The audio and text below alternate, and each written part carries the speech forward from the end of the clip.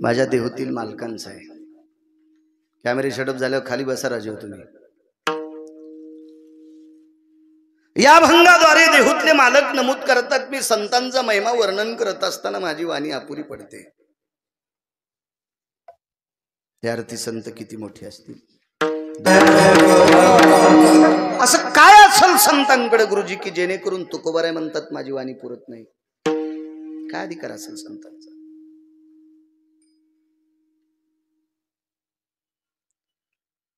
50 वर्ष मंत्री राहिलेल्या माणसाला सुद्धा लोक कटाळतील,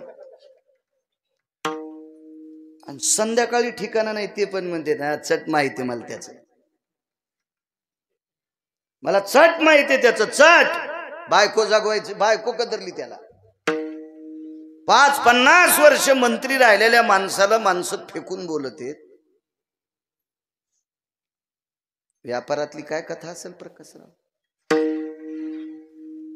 शैक्षणिक क्षेत्रातली काय, मला माहिती त्यानं काय पुस्तकं पाठ केलीत, मला चट पाठ आहे असं म्हणतात लोक। शैक्षणिक क्षेत्रातल्या माणसाला सुद्धा, शेतीतल्या माणसांनी प्रचंड काम करा, चट माहिती महाराज आम्हाला त्याची कशी शेती आहे। म्हणजे खालची आपण जेवढी मोठे आहेत का, आपल्याला इकतचा चुना घेऊन लावणारी माणसं कुंटालानं सापडतील। इकतचा गरी जर नसला तरी पण। महाराज संतांच्या बाबतीत नुसतं रस्व दीर्घास्फूर्त चुकीचं बोलायला कोणाची मायवेली, एवढा अधिकार संतांचा आहे।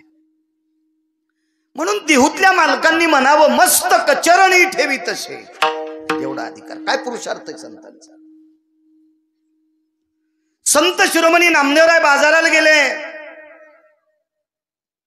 वेळेस सुरू कीर्तन वेळेस सुरू केले, आपणही नियमाचे बंधन पाळायचे। बाजाराला गेले नामदेवराय, नामदेवरायांचा बाजाराचं काम म्हणजे कपडे विकायचा व्यवसाय। कुळानं शिंप्याच्या कुळात जन्माला आले, साधूला जातीचा संबंध नाही, साधूला वागण्याचा संबंध आहे। साधूनं फक्त वागावं, चांगलं वागावं, तर कोणाही जातीत जन्माला तरी हरकत नाही, फक्त त्याचं वागणं गोड असावं, तिथं साधूला किंमत असते। आपल्या संप्रदायात वागण्याला किंमत आहे, जातीला नाही। जात ज्याच्या त्याच्या पोरापोरीचे लग्न करण्यापुरती असेल, वागणं मात्र ज्याचं चांगलं आहे, चंद्र सूर्य तोपर्यंत त्याचं नाव झळकलं जाते। शिंप्याच्या कुळात जन्म झाला, कपड्याचं दुकान विकायला गेले, काही अर्धावट कपडे विकले। त्या अर्धावट कपडे विकल्यावर त्याच्यातल्या अर्धावट कपड्यांचे पैसे आले, आणि अर्धावट कपडे त्या अर्ध्यातल्या अर्ध्याचे पैसे आले, आणि अर्धे तर उधारच नेले।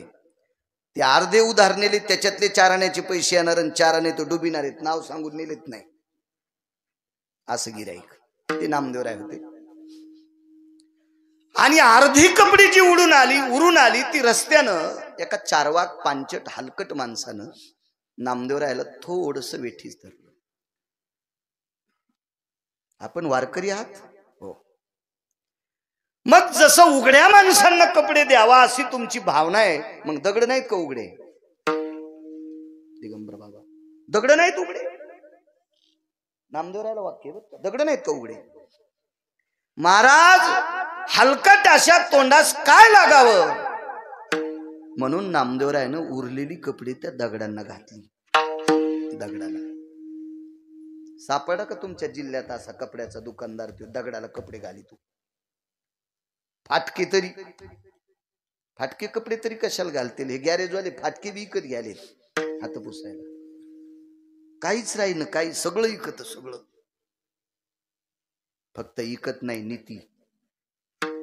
नीतीचा बाजार नाही, नीती प्राप्त करावं लागत असते, नीती अवगत करावं लागत असते। हो, खोटं पण इकत बरं, खोट्याचा पण बाजार आहे, पण बाजार नाही फक्त भारत देशात नीतीचा। नीती म्हणजे आचरण, आचरणाचा बाजार भरू शकत नाही। आचरण हे प्राप्त करावं लागतंय, अवगत करावं लागतंय। विठाला विठाला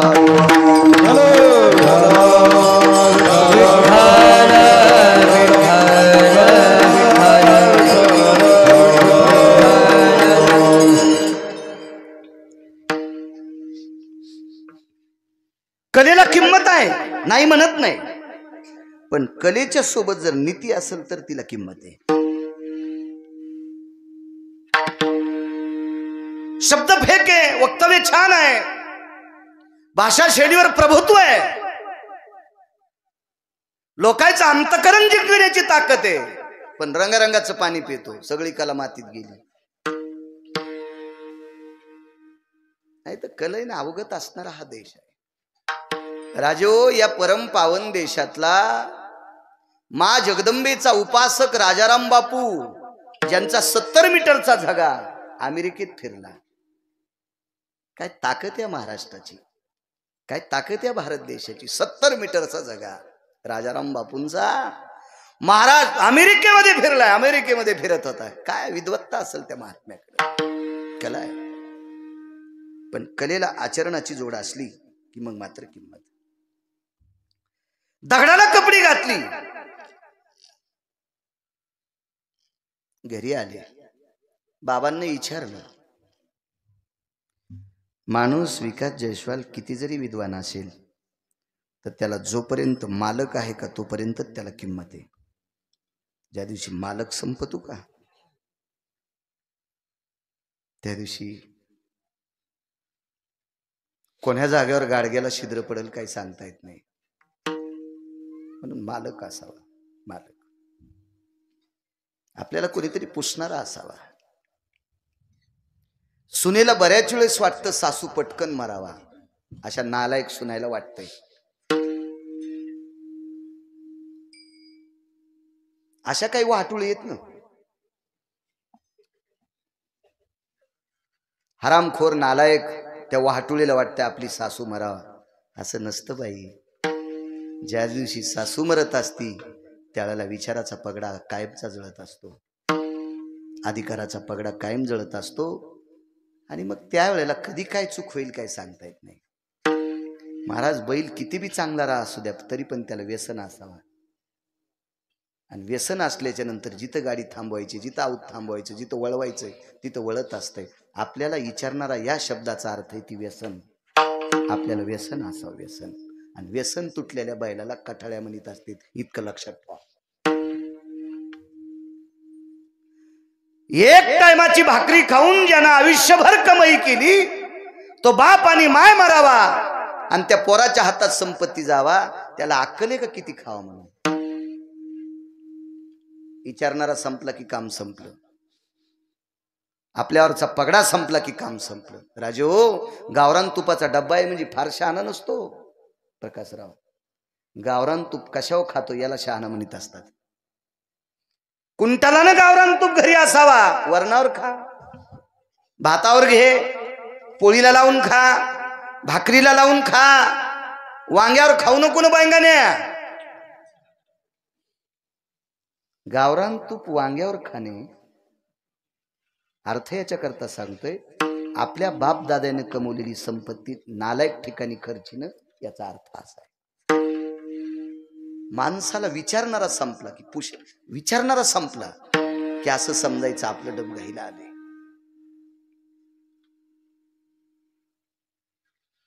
युगसून म्हणला, महाराज माय बाप कौरव पुरतील.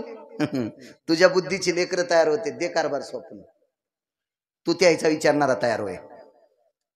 मालकाचं आधिपत्य तू घे, तू घे. साखळी लावली विटेवरच्या मालका नाही, साखळी. महाराज काय अधिकार माझ्या संत शिरोमणी नामदेवरायचा, पण विचारणारे बाबा आहेत, विचारणारी आई आहे. नाव आहे गोणाबाई. नामा मी नाही म्हणायलो बरं, आई साहेब म्हणतात. नामा जी आई साहेब, जी जी जी. किती कापड विकली, एवढी एवढी विकली. या या लोकांनी पैसे दिली, अशा अशा बायका आल्या, त्यांनी उधार नेले, उधार कपडे नेले, उधार. बर, मग एवढी कपडे विकली, इतक्याची पैसे आली, इतकी उधार झाली. मी एवढी टोपरे तुम्ही शिवली होती, एवढ्या कुंच्या शिवल्या होत्या, एवढे दुपटे शिवले होते, एवढे आंगडे शिवले होते. आंगड म्हणणं वेगळं वाटतं लोकांना, वेगळं वाटतं, वेगळं वाटतं, वेगळं वाटतंय.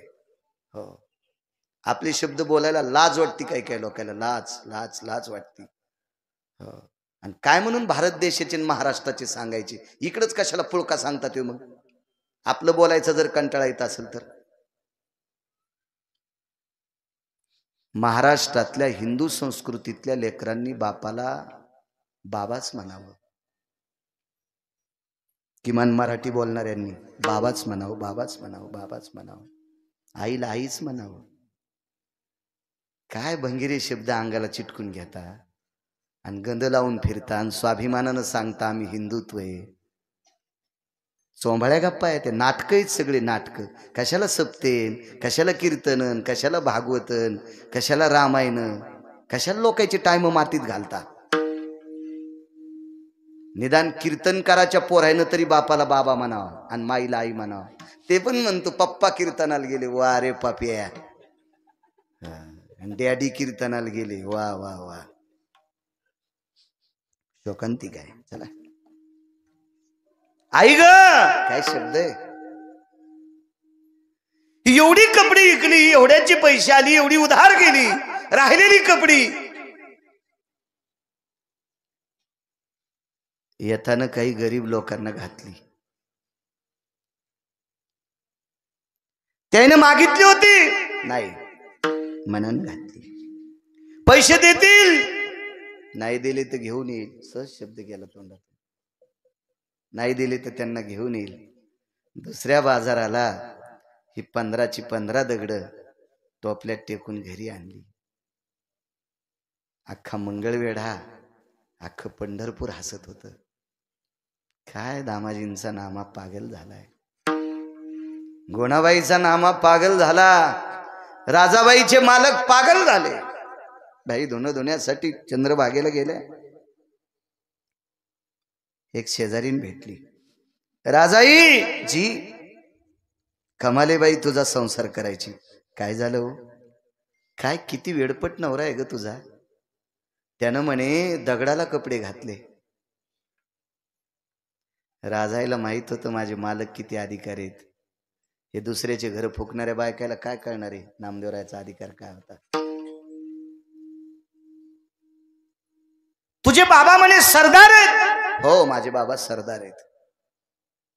मग एवढे मोठे तुझे बाबा सरदार असताना ज्याला माणसातला दगडातला फरक कळत नाही अशा नवऱ्याला सोबत तुला कसं दिलंय.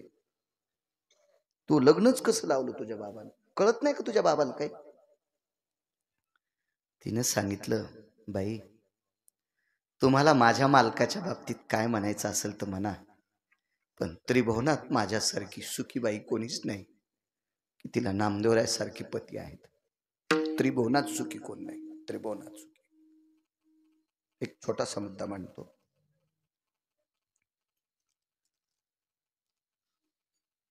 बापू आपले पाहुणे, आपली लायकी पाहुणे आपल्या इथे जेवायला येतात. आपली जर परिस्थिती नाजूक असेल आणि आपला पाहुणा जर कडगंज श्रीमंत असेल तर त्याला आपल्या इथे यावं वाटत नाही. बर गडबड आहे, भेटू कधीतरी, येऊ तुमच्याकडं, बघू पुन्हा, वेळ भेटल्यावर पाहू. त्याला लाज वाटते, लाज. आपल्या भारीची गाडी त्या पाहुण्याच्या दारापुढे ओपन का. आणि शेजारी पाजारी म्हणतील हे तुमचे पाहुणे आहेत का, तर आपल्याला लाज वाटन, लाज लाज वाटते, लाज. म्हणजे आपल्याकडे येणारी वैभवातली माणसं वैभवाच्या टप्प्याने मोजित असतात. हे तुमचा आमचा भाव आहे. महाराज विश्व ज्याच्या ताब्यात येतो जगाचा पाप जिच्या मालकाला मानित होता, याच्यापेक्षा मोठा पती कोणता पाहिजे, कोणता पाहिजे मोठा पती. एका लग्नाला गेलो,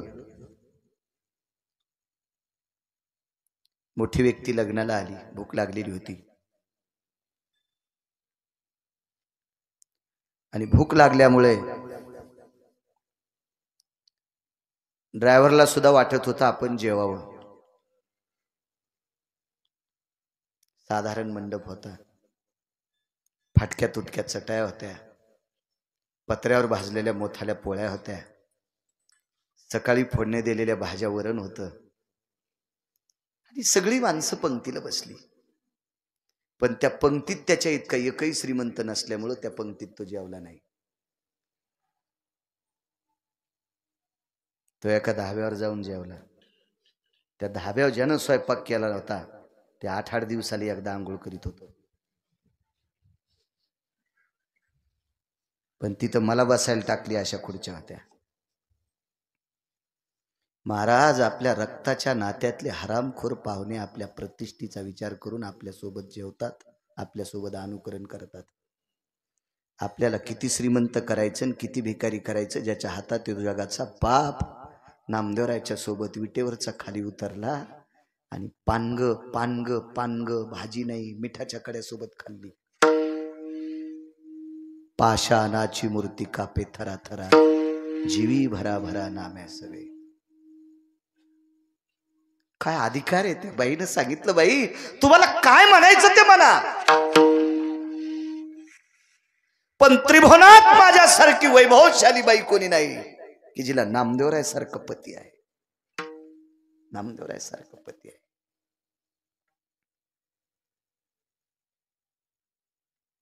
सणावाराला तुमच्याकडे कार्यक्रम असला तर येऊन येऊन विकासजी कोण येणार आहे? देव येऊ शकतो आपल्या इथं? होय प्रकाशराव, येऊ शकतो देव? अंकल येऊ शकतो देव? अरे भागवत हे शिकायला होतं माझ्यासोबत कडतीचे, हे जरा जास्त शिकलं मी कमी शिकलो.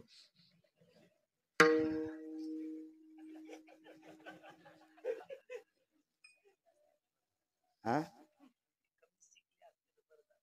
असं का? कायच काम झालं. हो माझ्यासोबत तू कमी शिकला असता तर तू बी असाच झाला असता रे महाराज. काय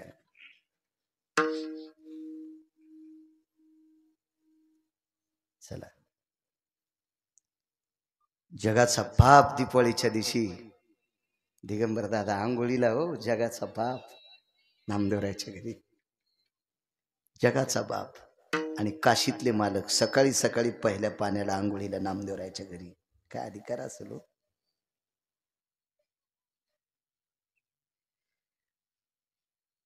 बाईनं सांगितलं काही म्हणा, त्रिभुवनात माझ्यासारखी कोणी पुण्यवान नाही. ती बाई म्हणली, बाई तू नवरा दगडाला कपडे घालतो आणि तरी त्याचं मोठेपण. बाईनं पुन्हा सांगितलं, तुमच्या सगळ्यांच्या सोयरिकीला एखाद्या वेळेस एखादा आमदार आला असेल, पडद्यावर तरी बिन कापायच्या कामी नाही.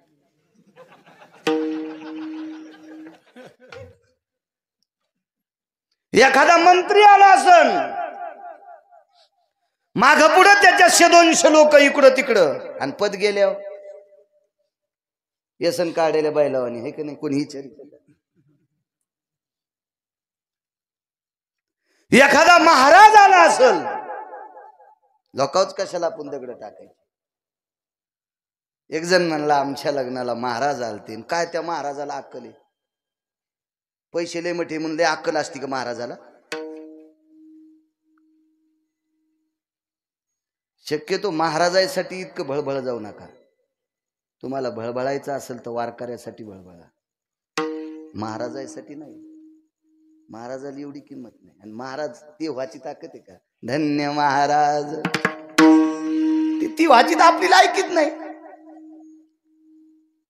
तुमचं अंतकरण जर कालबिल होत असेल तर वारकऱ्यांसाठी होऊ द्या, महाराजासाठी इतकं नका होऊ देत जाऊ. एका महाराजाकडे एक जण गेलं पाया पडत, त्या पोराला 3दा पाया पडायला. महाराज म्हणजे याला 3दा काऊन पाया पडायला लावलं? हे 3 वर्ष झालं, पहिली त्याची. महाराज म्हणले मग माझ्या कशाला पाया पडायला नाही? तुम्ही हात टाकान जरा पास होईल. ते म्हणले माझ्याच पोराला 20 वर्ष झालं गोळ्या चालू आहेत डोक्याच्या. मग त्या महाराजाच्या पोराला जर डोक्याच्या 20 वर्ष झालं गोळ्या चालू आहेत तर त्याच्या पाया पडल्यावर तुमचं पोरग नीट होतं वय? पायाच पडायचं असेल तर मंदिरातल्या मालकाच्या पिंडीवर नमस्कार करा. पाया पडायचं असेल तर इथं जवळ नरशीला नामदेवरायच्या पायावर डोकं ठेवा, समाधीवर डोकं ठेवा. इथं जवळ नागनाथाचा अधिष्ठान आहे, तिथं पाया पडा. वारकऱ्याच्या आयुष्यभर रामकृष्ण नामाचा जप केला, इथं एक कमाने गुरुवर्य, मला वाटतं श्रीराम महाराज निष्ठावंत वारकरी, आयुष्यभर रामकृष्ण नामाचा जप केला. अशा निष्ठावंत वारकऱ्यांच्या समाधीवर डोकं ठेवा, तुमचं कल्याण होईल. महाराज तर भजे ताळणाऱ्याला बी महाराज म्हणते. हे वस्ताद महाराज आहेत, वस्ताद. हे मिरच्याचे भजे तळते ते महाराज. माळ एक त्याच्या गळ्यात. कोणाला महाराज कडीला मीठ नाही, कढीला मीठ नाही, गर्दी जमा झाली खिचडी कढी खाण्यासाठी. आता दुकानाहून मीठ आणण्यापेक्षा त्या वस्तादनं बनेलच कढीत टाकली. 15 दिवस झालं धुतलेली नव्हती, कढीला मीठ टाकायचं कामच नाही. आणि त्यालाही महाराज एक माहिती आहे का तुम्हाला, पाया महाराजांच्या पडा म्हणलेत नाही,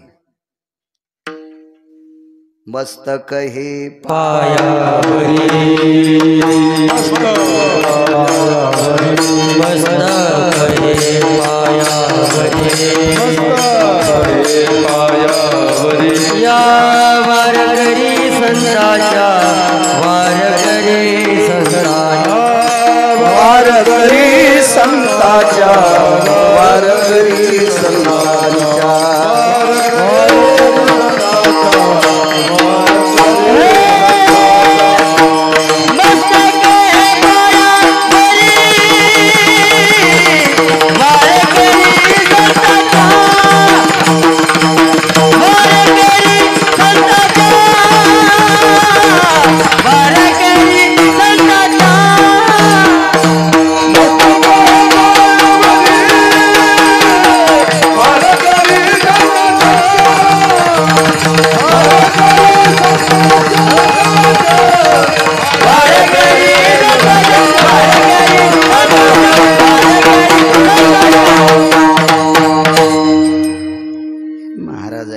पंडितांच्या आणि शास्त्रीच्या नाही सांगितलं, फक्त आचार्यांच्या सांगितलं.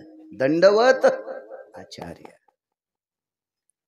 वारकऱ्यांच्या मात्र मुद्दाम सांगितलं, वारकरी संतांच्या. तुमच्या आमच्या लग्नाला, तुमच्या आमच्या सोयरिकीला, तुमच्या आमच्या कार्यक्रमाला, तुमच्या आमच्या बारशाला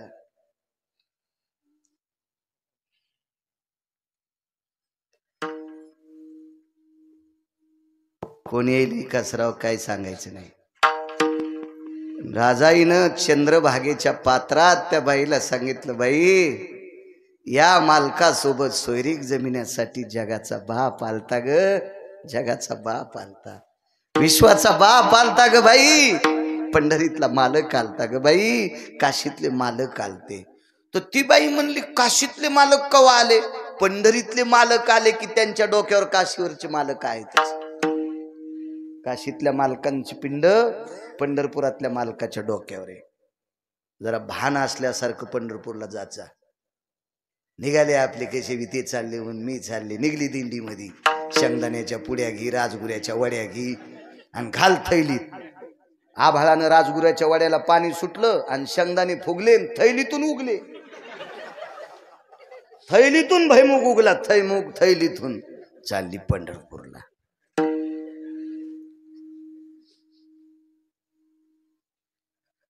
त्याच्यावर दगड टाकल्यावर मुंगळे लय खुश झाले.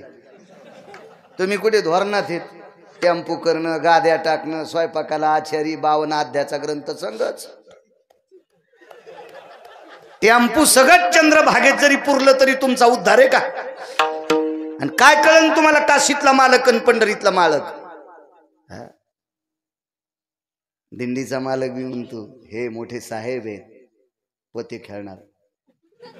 2 पंक्ती देतो ना, पंक्ती देतो म्हणून दिंडीवरचा मालक सुद्धा चोंभाळायला. या मालका सगळं चंद्रभागेत पुरलं तरी मोक्ष नाही. महाराज, गुन्हा करणाऱ्यापेक्षा गुन्हा करणाऱ्याला आपल्यात घेणारा 1 नंबरचा पापी असतो. 1 नंबरचा पापी असतो, 1 नंबरचा. पैसे कोणी देईल? माझ्यासारखा ढवळ्या कपड्यावाल्याकडे जर गेला निधी मागितला तर 50 कोटीचा निधी कुक्कुटपालन टाकायला मला एखादा मंत्री देईल. तुम्ही पाया पडताल का? माया देऊ शकणार नाहीत ते मला. 50 कोटीचा निधी दिगंबर बाबा एखादा मंत्री देईन मला कुक्कुटपालन टाकायला. करावा मी तो धंदा? नाही. कसे पाया पडताल तुम्ही? कशाचे हरी घालताल? कधी कसे रामकृष्ण हरी म्हणताल? नाही. नियम आहेत, नियम आहेत. महाराज, पैसे भेटतेत म्हणजे काही नाही करायचं. आजही 2% हरामखोरी इतके पैशावाले येतं. ते म्हणले, महाराज कीर्तन झकास करा, काही दिवसाला घुंगर बांधतील आम्हाला. त्याच्या बायकाच्या साड्या देऊन नाशित मग ती करायचं का आम्ही? बरं ठीक आहे, अशा चुकीने पैसे कमवलेले ते किती, काय अर्थ तरी काय त्या गोष्टीला? नाही, आचरणाच्या चौकटीत जो असतो तो मोठा असतो. चला, विश्वाचा मालक आमचं लग्न जमवण्यासाठी आलेला आहे. महाराज पुढचे ऐकायलाच तयार नाही, ऐकायलाच तयार नाही, ऐकायलाच तयार नाही. काय करायचं? सोयरी केली येऊन झोपड्यात राहतात. काय करायचं? सोयरी केली येऊन झोपड्यात राहतात ना. केली देवानं सोयरीक, मग काय झालं? झोपड्यात राहतात. गुरुजी पुढचं वाक्य ऐकता का राजाबाईचं? राजाबाईनं सांगितलं, बाई परवाच्या दिवशी तुझी हवेली पेटली, तर हवेली पेटल्यावर नुसत्या धुरानं तुझे सासरेबुवा जात राहिले. हवेलीचा धूर निघला. बरमाटी सागाची हवेली होती. बरमाटी साग जितकी चकाकी आमतान, आरशाचं काम नाही, त्याच्यात पाहिलं की तोंड दिसतंय. अशा सागाची हवेली 3 मजली. ती पेटल्याच्या नंतर धुरानं सासरा मेला. सासू सुद्धा मेली.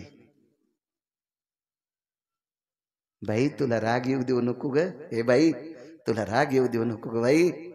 बाई तुझी कन्या पण मृत्यू पावली. टपा टपा चंद्रभागेच्या पात्रात तिच्या डोळ्यातल्या पाण्याची भर पडत होती. हो ग बाई, माझे मामा गेले म्हणजे सासरे गेले, सासूबाई गेल्या, माझी कन्या गेली. राजाबाईनं सांगितलं, बाई तुझ्या दुःखावर जखमेवर मीठ टाकायचं मी काम करत नाही. मी तुला याच्याकरता सांगते, मी माझ्यासारखी त्रिभुवनात पुण्यवान कोणी नाही की जिला नामदेवरायासारखा पती आहे. ऐका, मी झोपड्यात राहते, पण माझं झोपडं पेटून दिल्यावर आमच्या 14-15 लोकातलं एक सुद्धा मृत्यू पावलं नाही. झोपडं पेटल्या 20 तुकडं पडत असतोय खाली, खाली खा नाही पडला. राजाबाईनं सांगितलं, बाई जगाचा बाप घालून सुदर्शन धरीत होता ग, आणि त्या सुदर्शनावर पडलेला झोपड्यातला अग्नी बाजूला जात होता. काय करते हवेलीत राहून ग? झोपड्यात राहते ग, पण एकही माणूस पेटला नाही. मी इतकी पुण्यवान आहे. लोक वेड्यात काढीत असते, वेड्यात काढते. हल्ली काय झालं माहितीये का? आज खेड्यातली बाई जर शहरात हिंगोली सारख्या ठिकाणी, परभणी सारख्या ठिकाणी, संभाजीनगर सारख्या ठिकाणी राहायला गेली आणि ती खेड्यातल्या बायकांसारखी पदर घ्याली की ते आसड सोडणाऱ्या बायका असतात का? आसूड कळतो का तुम्हाला? शेतकरी खांद्यावर आसूड सोडितो ना, आसूड, आसूड, आसूड, चाबूक आसूड, हा ते असा सोडिते ना. तर त्या अशा पदर सोडणाऱ्या बायका, पदर घेणाऱ्या बायकाला हसत येत. काय येटणी, काय खेड्यातले वळणे, आणि तो शहरात जाऊन हे दिवे लावलीस का? हा, खांद्यावर पदर काय मोळ हुलवायचं का त्या पदरानं? असं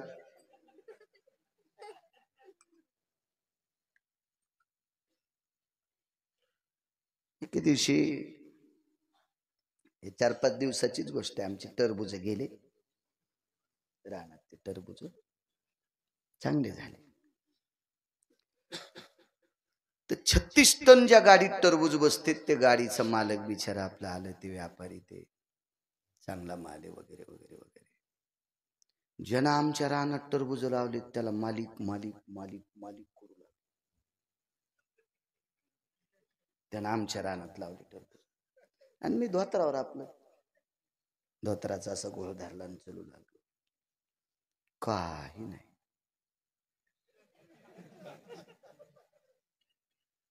मी जवळ गेलो, असं पाहिलं आणि त्याला विचारलं, अरे गाडीचं, एमटी गाडीचं वजन केलं का रे? हो म्हणले, केलं. केलं म्हणले महाराज. ते बाया ते टोपले घेऊन आले, बाजू हटो. ते मला म्हणाले बाजू हटो. हो, मग आमचं रांजन केलं का ते कानात म्हणलं, ये तो खेत के मालिक है. अच्छा, आप पंडित जी, म्हणलं तिकडच चोंभाळा. तिकडं फक्त धोत्रान गोळ केला. म्हणजे इतक्या ह्या हरामखोरा अवलादी झाल्या, धोत्रावाल्याला किंमतच देईन त्या भडव्या अवलादी. पण धोत्रावाल्यानं एक टायमाच्या भाकरी खाऊन जमिनी कमवून ठेवल्यात. पॅन्टीवाल्यानं जरा जरा लाजा नदीला टांगू नका. धोत्रावाल्याचा अनादर करू नका. धोत्रावाल्याला किंमत आहे. धोत्रावाल्याचं चित्र असल्याशिवाय भारत देशातली नोटच चलत नाही. म्हणून या शहरात गेलेल्या बायका आधुनिक पद्धतीचं पाश्चिमात्यीकरण, विदेशीकरण ते फार फार सुपिकता झाली म्हणून त्यांच्या डोक्यावर काजू उगायलेत. हो, जमिनीत लावायचं कामच नाही आता. काही दिवसाला बैंगन येऊन डोक्याला म्हणजे बरं आहे, म्हणजे काट्यानं खाजू खाजूच खंडी व्हायची.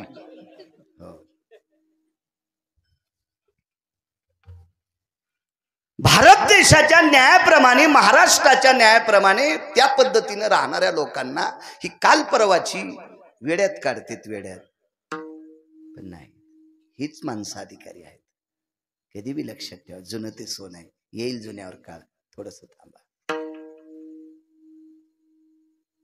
लवून चोपून पदर घेणाऱ्या बाईचे केस पिठल्यात पडतच नसते. पिठल्यात, चपातीत, भाकरीत केस कोण्या बाईचे निघते? जिच्या डोक्यावर पदर नाही तिचे. कव्हा दातळा पुढंच, आरशा पुढंच. हो, चपाती तुटता तुटन तरी ते बैल म्हणला, महाराज तिला राहाचाच लय नाद आहे.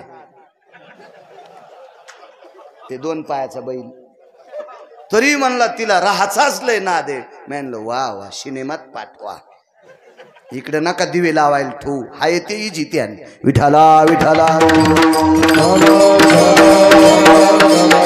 विदेशीकरण फारसं गोठडं डोक्यावर घेतलं. हे विकासाचं लक्षण नाही, हे प्रगतीचं लक्षण नाही, हे नाविन्याचं लक्षण नाही, हे अधोगतीचं लक्षण आहे.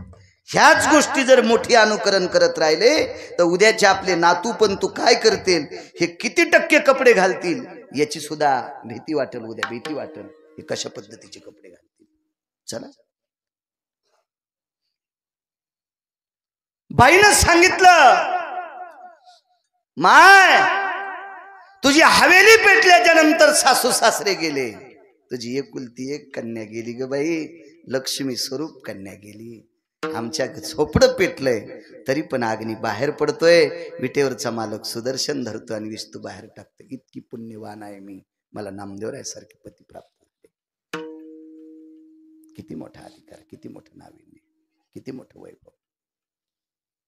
वेड्यात काढते साध्या लोकांना. अख्ख्या मंगळवेढ्यामध्ये आणि पंढरपूरमध्ये परिसरात चर्चा झाली, गोनाबाईचा नामा वेळाय, दगडाला कपडे घातले. आणि नामदेवरायांनी ही 15ला 15 दगड, प्रकाशराव बिडकर, ती दगड आपल्या देवघरात कोंडून ठेवली. जिथं देवाचं अधिष्ठान जनाबाई राहतो त्याच्या झोपड्यात, तिथं कोंडून टाकले, दोरी बांधून टाकली. कारण कवाड थोडं असतं झोपड्याला. आणि बाबा मंगळवेढ्याचं भांडार सांभाळून आले. बाबांना सांगितलं, बाबा हे उधारी न देणारे हे इथं कोंडून टाकले. काय कोंडलं होतं? कसं दगड, दगड कोंडले. प्रकाशराव दगड, काय वानवात न पुरे वाणी, दगड कोंडली. बरीच लोक बघायला आली, बरीच लोक बघायला आली. तुम्हाला एक सांगू का, जी माणसं अपघात पाहायला जाते ती माणसं मातीला जात नसतात. एक लक्षात ठेवा. एखादा व्यक्ती जर विहिरीत पडून मृत्यू पावला ना, तर पाहायला हजारिक लोक जातील, त्याच्यातले मातीला किती येते ते सांगा. म्हणजे लोकांना आघात पाहायचा छंद आहे. हो, त्याला आतिषबाजी काही असा शब्द आहे, म्हणजे अतिताईपणा ऐकायचा नाद आहे, अतिशोक्ती पाहण्याचा नाद आहे, कर्तव्याचा नाद नाही. काही पडलेल्या माणसाचा शिल्पी घेते, नामकं घेते, लगेच टाकते ना, असं झालं तसं झालं. अंत्यविधीला कोण जातोय? कोण नाही, कोण नाही, कोण नाही. एखादी गोष्ट काही घडली ना, इतकी बघ्याची संख्या. गोनाबाईच्या नामानं म्हणजे दगडच कोंडलेत, म्हणजे दगडच कोंडलेत, दगडच. अख्खा परिसर बघायला. दामुशिटी येता येता रस्त्यान म्हणजे वा वा वा वा वा, काय मुलगा आहे. कपडे दगडाला घातले आणि ते दगड पैसे देत नाहीत म्हणून कोंडून टाकली. नुसती मान खाली घालत घालत आले. विटेवरच्या मालकाला विचारलं, देवा काय संसारात जे घेणे माझ्या मांडलंस रे. घरी आल्याच्या नंतर नामदेवरांनी सांगितलं, बाबा ही बघा, ही गिराईक इथं कोंडून टाकलंय. दोरी होती रक्ताची केलेली, रक्त म्हणजे धोतर होतं, त्याची दशी फाडीन त्याची दोरी ती ताटवा बांधून घाट सोडल्याबरोबर आतमध्ये पाहिलं, 15ची 15 दगड सोन्याची झाली. 15ची 15 दगड सोन्याची, 15ची 15. आता चेष्टा करणाऱ्या हराम खोरायला वाटत होतं या दगडातला इतका तरी आपल्याला द्यावा, खुडून तोडून फोडून इतका तरी द्यावा, एवढा तरी द्यावा, म्हणजे पप्याच्या माईला मी नॅकलेस करीन, असं वाटत होतं यायला. गोनाबाईनं सांगितलं, नामा अरे गरीब गिराईक आहे, मोठमोठी लोक पैसे बुडीतेत, गरीबाला कोणून काय फायदा आहे, त्याच्या घरी नेऊन घाल. पुन्हा दगड टोपल्या. आता चांगल्या चांगली श्रीमंत नामदेवरायाच्या माग डोंगराव कुठं टाकीत येत. दिगंबर बाबा आपल्याला घ्यायचे, ते घेण्यासाठी माणसं पळायलेत. नामदेवरायाच्या टोपल्यात येत तोपर्यंत दगड होते, पण सोन्याचे होते. आणि नामदेवरायाच्या टोपल्यातून खाली पडले की दगड दगडाची झाली. कोणाची ताकद आहे? या संतांची. म्हणून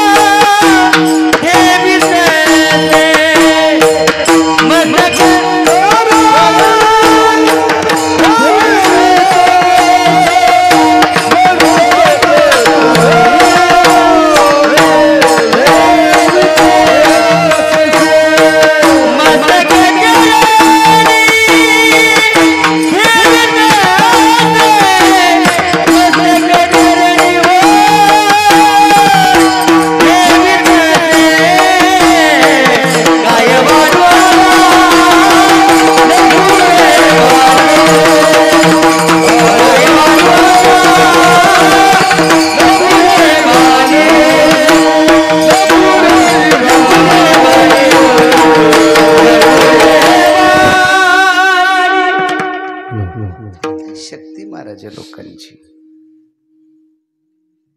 भगवान शिवजींचं अधिष्ठान आहे. एकदा माझ्या मर्यादा पुरुषोत्तम प्रभू रामचंद्रांनी एका लिंगाची स्थापना केली, त्याला रामेश्वर म्हणतात. बरोबर आहे? रामेश्वराची स्थापना रामांनी केली म्हणून रामेश्वर नाव. कोण्या राज्यात येते? तामिळनाडूमध्ये. हो. निदान आपले देव संत कोण्या राज्यात हे लक्षात ठेवा. हिरोण्या लेट होतात, नट लेट होतात, ते काय वाईट नसते.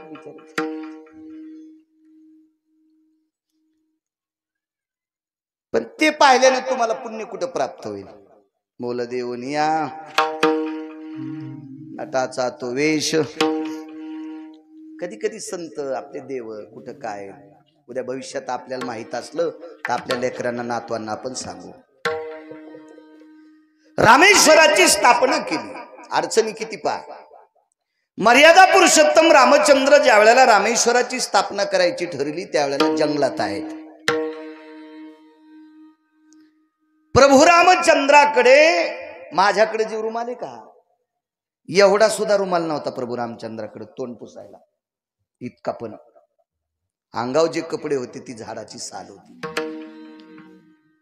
मला कपडे द्यायचे किती दिवस नेसवायचे किंवा कोण्या दिवशी दुसऱ्याच्या हाताने नेसवायचे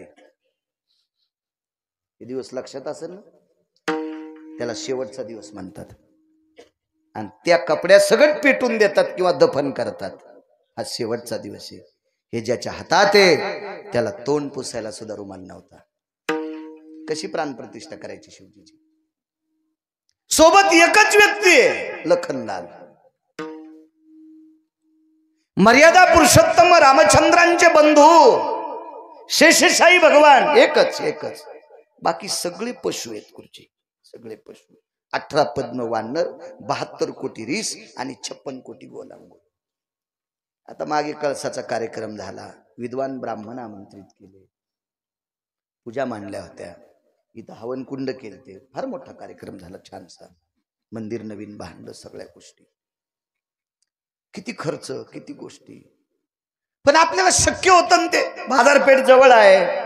मोठी मोठी दाते आहेत. यजमान आहेत. पैसे देणारे धान्य देणारे. तिथं कोण होत. अस्वलाईन काय देवा. रिस म्हणजे अस्वल. गोलांगुळ वानराची जात आणि वानर काय देवा यांनी हे सोबत आहेत. आणि तिथे प्राणप्रतिष्ठा करायचं मानस माझ्या मर्यादा पुरुषोत्तम रामचंद्रांचं झालं. आणि तेवढ्या लोकांमध्ये स्वतःच्या मानवी भावाला न सांगता, मानवी फक्त लक्ष्मणजी होते, त्यांना न सांगता अस्वलाच्या कुळातल्या वयस्कर व्यक्तीला सांगितलं. त्या व्यक्तीचं नाव होतं जामवंत. जामवंताला सांगितलं. जामवंतजी महाराज. जामवंताला जी जामवंतजी म्हणल्याच्या नंतर जामवंतानं जी म्हणायचं. आणि जामवंतानं प्रभू रामचंद्राला प्रभू रामचंद्र म्हणल्यावर प्रभू रामचंद्रानं जी म्हणायचं. कारण जामवंत हे प्रभू रामचंद्राच्या आजोबाच्या काळातले होते. इतके वयस्क होते. इतके वयस्क होते. जामवंतजी जी जी प्रभू जी जी भगवान शिवजींची स्थापना करायची. मला शंका सुद्धा विचारली. गरज नाही सांगायची पण सांगतो.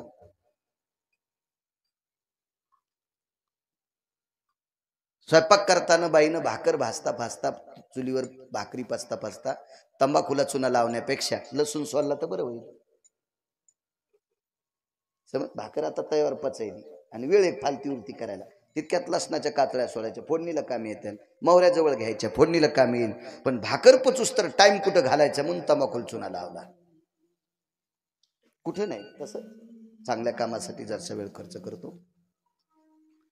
विचारलं मर्यादा पुरुषोत्तम रामचंद्रांनी प्रभू रामचंद्रांची आपल्या भगवान शिवजीची स्थापना का केली. त्याचं कारण होतं महाराज. रावण हा प्रचंड विद्वान आहे.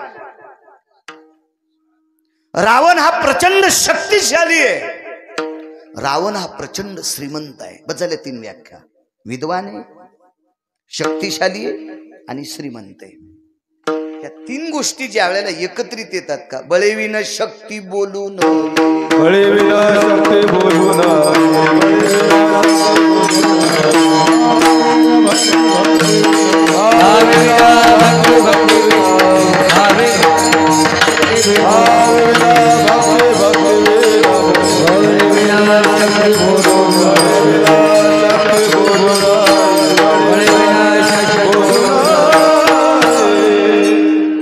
जी गोष्ट आपल्याला अवगत नसती ती बकबक करणं मूर्खपणाचं लक्षण आहे.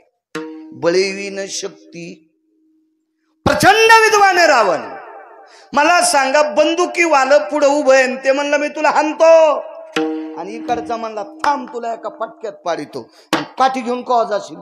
त्याने ते बटन दाबल्याबरोबर मरण. मूर्खपणा आहे. बळेविन शक्ती बोलू नये. बोकड्याची शिंग वाढे गुरुजी. शिंग जरा लांबच वाढे. बोकड्याची शिंग जरा शिल्लकच वाढले. काही लोक कशाचं वजन टाकतील काही मिळच नाही. एक जण असा वजनातच धोतर झोडून गाडीची चावी असा हालीत आला. गाडीची चावी असं हालीतच आला. म्हणलं ती हातातून निष्ठली तर मग डोळा फोडीन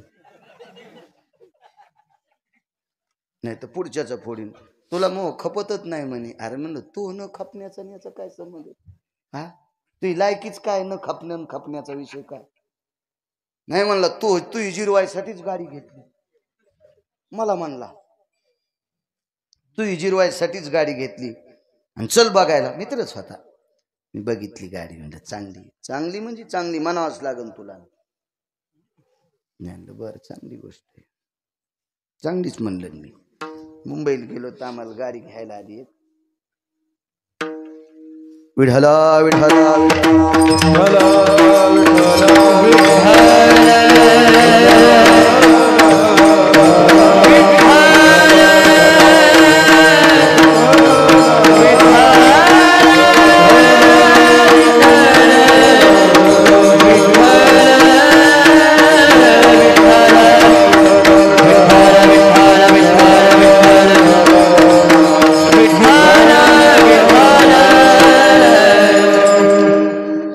मंडप सोना सोना वाटत होता आज.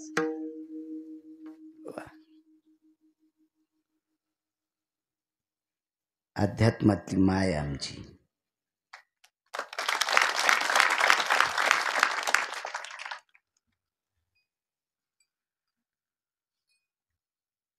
गाडी आणली. वजन कशाचं बी आणायचं नाही.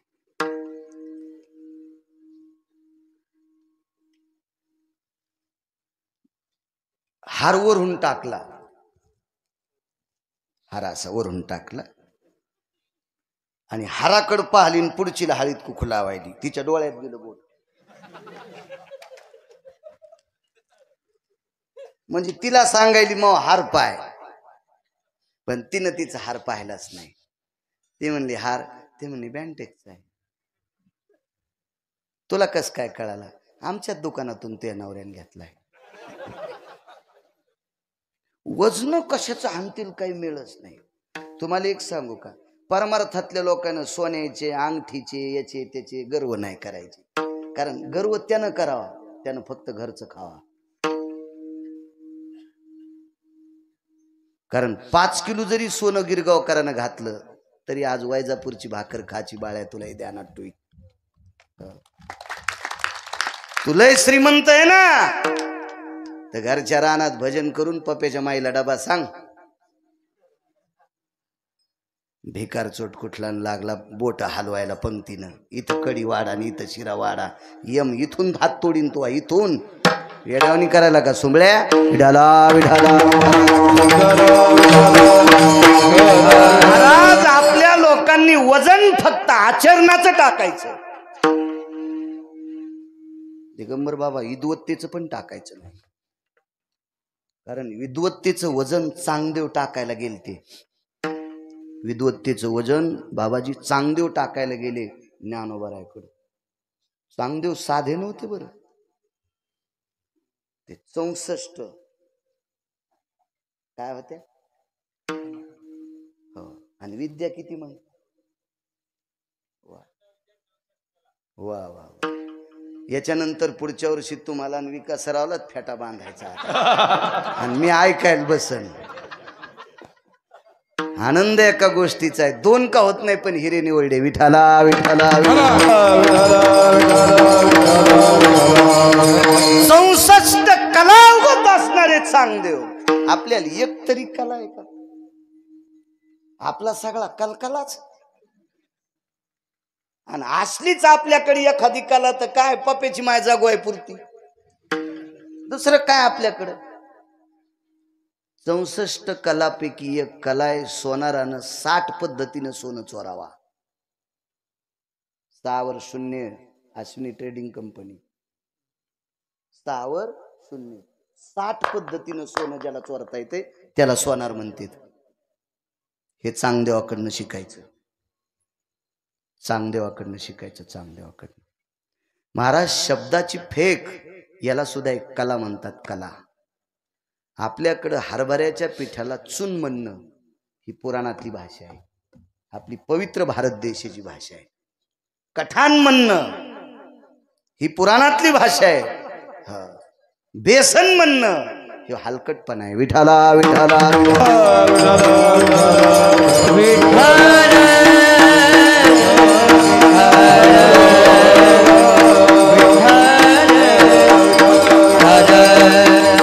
वजन हाणायचा नाद नको हाणू. वजन नको. बस. आम्ही गेलो कल्याणला. कल्याण म्हणजे मुंबईच्या अलीकडे ना, कल्याण ठाणे. तिथं उतरलो. एक जण गाडी घेऊन आला, आम्ही येणंच गेलतो ट्रेननं. गाडी घेऊन आल्याबरोबर मग आपण गिरगावकर का? हो मीच गिरगावकर. फेट्यावर वेगळे दिसतात. हो तसा दिसत हो फेट्यावर बी, टोपीवर तर असा दिसनच ना. आता फेट्यावरच आणि टोपीवरच फरक राहणारच नाही. बर बर म्हणजे वा वा वा, चला. म्हणलं कुठं? तुम्हाला जिथं कीर्तन आहे तिथं मी घ्यायला आलोय, मला पाठवलंय, माझ्याकडे काम सोपवलंय तुम्हाला न्यायचं. बर बर. ॲटो केला का? ते म्हणले नाही गाडी आहे माझ्याकडे. मला वाटलं ॲटोत घेऊन जाईल.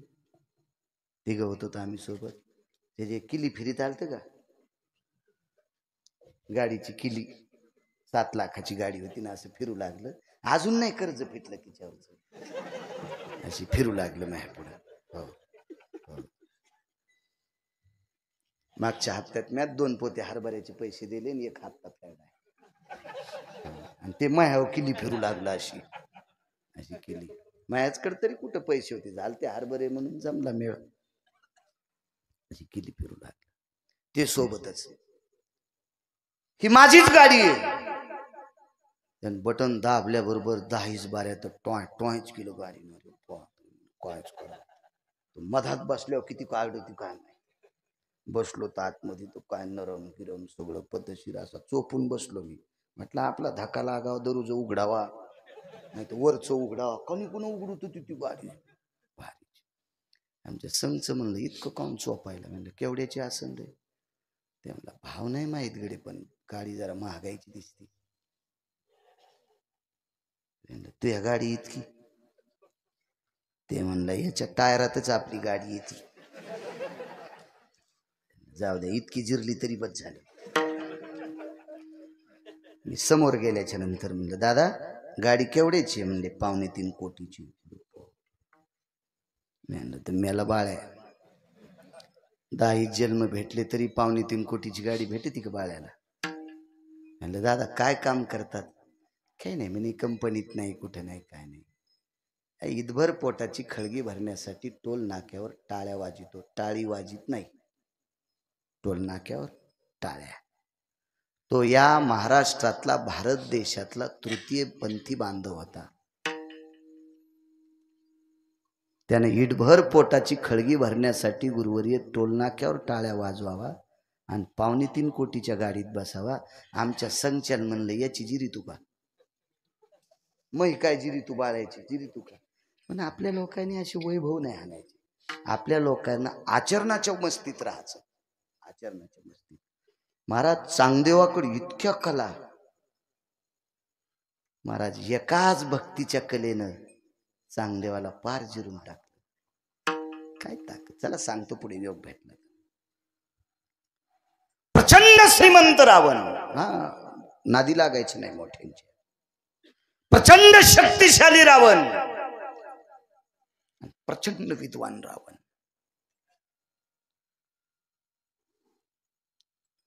आणि त्या रावणावर भगवान शिवजींची कृपा होती. मर्यादा पुरुषोत्तम रामचंद्रांनी गुरुवर्य जामवंतजीला सांगितलं, जामवंतजी एवढा मोठा श्रीमंत विद्वान आणि शक्तिशाली रावण, आणि बाकीच्या पदव्या जाऊ द्या चुलीत, पण मुख्यतः रावणावर शिवजींची कृपा आहे. आणि या रावणासोबत भांडण करणं बळविणं शक्ती आपली ताकद नाही. आणि रावण भांडण केल्यावर मारल्याशिवाय सीता देत नाही, इतकं बी खरं होतं. मर्यादा पुरुषोत्तम रामचंद्रांना माहित होतं. आणि आपण जर बिना सीतेची गेलो तर आपला पुरुषार्थ पिढ्यांदात मातीत जातोय, असं रामचंद्रांच्या लक्षात आलं. म्हणून जामवंतजीला सांगितलं आपल्यावर सुद्धा शिवजींची कृपा व्हावी, म्हणून समुद्राच्या तीरावर एका ज्योतिर्लिंगाची स्थापना करायचं ठरवलं. जामवंतजीने सांगितलं कल्पना गोड आहे, संकल्पना चांगली आहे, आपण शिवजीची स्थापना करू. पण मर्यादा पुरुषोत्तम रामचंद्रांनी सांगितलं पुरोहित कोण आहे? मंत्रोच्चार. सगिरिजाय स्तपते पाशुपतारुडाया दंडाधिमुंड भयस्थितानां येन त्रिशूलोतिधारयो मुंडदंडाभयंजनो आरुडादि कैलासाधियो यद्गंगां शिरसा बहु. कोण म्हणायचे मंत्र? विघ्नहरा सर्वस्तुतां गणानन्त्वां गणपतिः ततां सुते शिवयज्जायं नाशादि विघ्नाय. कोण म्हणायचे ते पौरोहित्य कोण? जामवंतजीनं सांगितलं, प्रभू आपल्याला अंतःकरणात भाव झालाय शिवजीची स्थापना करायची. काय वानवतानं पुरे वानिया संतांची ताकद किती मोठी याच्यावर सांगतोय. आणि मग मी आणतो ना एखादा पुरोहित, आणि त्या ठिकाणाहून जामवंत एका गावात पोचले. त्या गावाचं नाव आहे लंका. लंकेत जामवंत आल्याच्या नंतर इतकी राक्षस खळबळी, हाना धरा बांधा. कारण गुप्तचरांनी सांगितलं हा प्रभू रामचंद्राच्या पक्षातला आहे. प्रभू रामचंद्राच्या पक्षातला. महाराज भावतालची इतकी येड्यावानी करीत येत, मोठाले सगळे एक असते.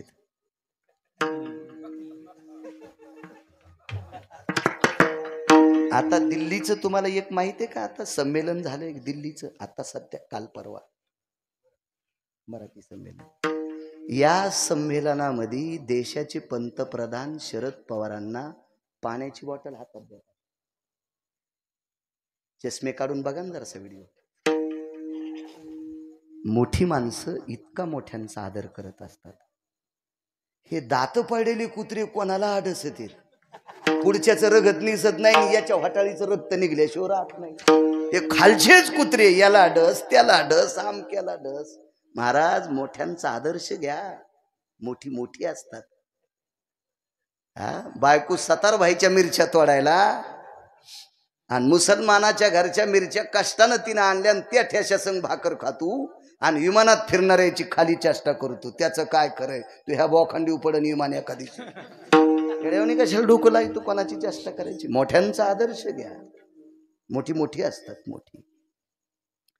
महाराज रावण 65 पायऱ्या उतरून खाली आला.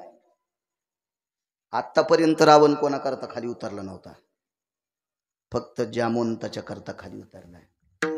आणि रावणाच्या नगरीतले म्हणले धरा हाना मारा. रावण म्हणला ए शांत बसा, माझ्या आजोबा पंजोबांचे मित्र आहेत. आजोबा पंजोबांचे मित्र आहेत. खाली उतरल्याबरोबर वाकला रावण. पण जामवंतानं उजवा हात वरचीवरीच घेतला.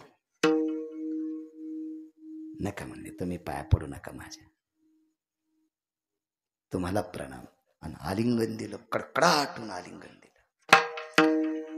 चुटकी वाजल्याबरोबर खुर्ची टाकली सोन्याची. पधारिये, बैठिये, आसन ग्रहण करिये. जामवंताला कोणाला जामवंत म्हणायचं? जामवंत सोन्याच्या खुर्चीवर बसलेत नाही गुरुवर्य. जामवंतानं विचार केला, मी ज्याचं भजन करतो त्याच्या अंगावर झाडाची साल आहे, आणि सेवकानं सोन्याच्या खुर्चीवर बसणं, चंद्र सूर्य येतोपर्यंत पूर्वज थुकतील. मोठ्यांचा आदर्श असा असतो. मोठ्यांचा काही काही तर बाबा महाराजाला गादी टाकल्यावर त्याच्या मांडीवर बसून पुढची काजू वाढायची तयारी.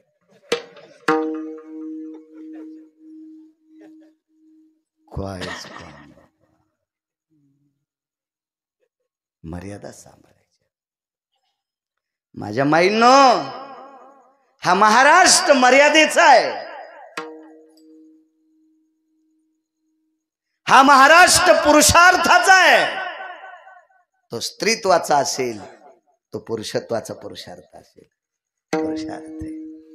महाराज सासऱ्यांच्या पुढून जाताना डोकं भरून पदर घेणे ही माझ्या महाराष्ट्रातल्या माईची मर्यादा आहे.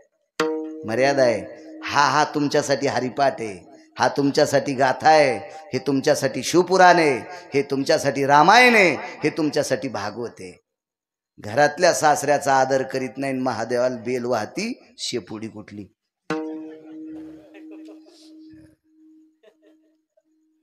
ती मेंढी, ती शेळी, कोण मानेन तिला? ज्येष्ठांचा आदर करणं हा सर्वात मोठा पुरुषार्थ आहे. तुम्हाला एक माहिती आहे?